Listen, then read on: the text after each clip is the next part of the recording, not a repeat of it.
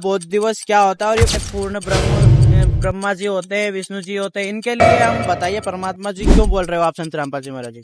तो गुरु तो भगवान से भी बड़ा होता है। नमस्कार सर। नमस्कार जी।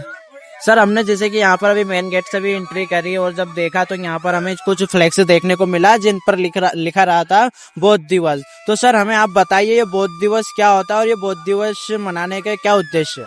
हमारे परमात्मा का आज बौद्ध दिवस मनाया जा रहा है, 39वां बौद्ध दिवस।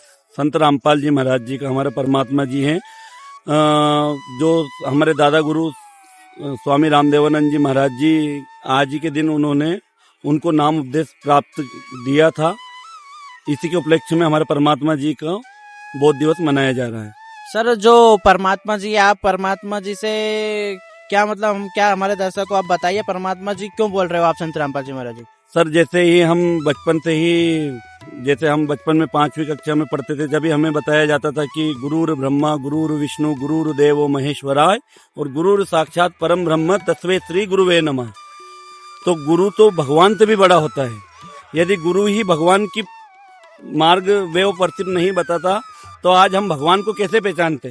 आज कबीर जी को कौन भगवान बताता? संत रामपाल जी ने, हमारे परमात्मा जी ने, गुरु जी ने, परमात्मा जी ने कबीर देव जी, कबीर साहब को पवित्र हिंदू धर्म के, पवित्र मुस्लिम धर्म के, पवित्र सिख धर्म के, पवित्र ईसाई धर्म के सभी पवित्र धर्म सदग्रंथों में से सारी जानकारी बताई है। इसलिए हम उन्हें परमात्मा कहते हैं कि कबीर देव जी को परमात्मा उन्होंने बताया है, इसलिए हम संत रामपाल जी महाराज जी को परमात्मा बोलते हैं।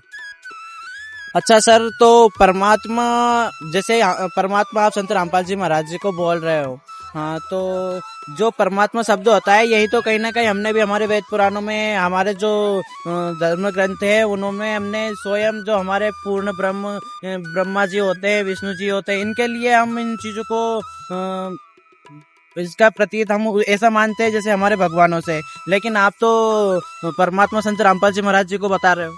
परमात्मा इसलिए बता रहे हैं क्योंकि संत रामपाल जी महाराज जी ने विद प्रूफ पवित्र जो सदग्रंथ हैं उनमें से प्रमाणित किया है, इसलिए कि कबीर देव ही पूर्ण ब्रह्म है, कबीर साहब ही पूर्ण ब्रह्म है।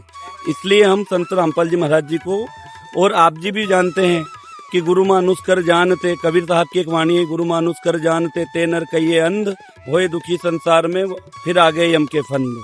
यदि गुरु को भगवान नहीं मानेंगे तो फिर आप 84 लाख योनि के चक्कर में फिर आपके आके पड़ जाएंगे। इसलिए हम संत रामपाल जी महाराज जी को भगवान बोलते हैं। अच्छा सर, और भी संत रामपाल जी महाराज जी के क्या उद्देश्य है? संत रामपाल जी महाराज जी के आए दिन आप देखते रहते हैं, सोशल मीडिया पूरा भरा पड़ा हुआ है।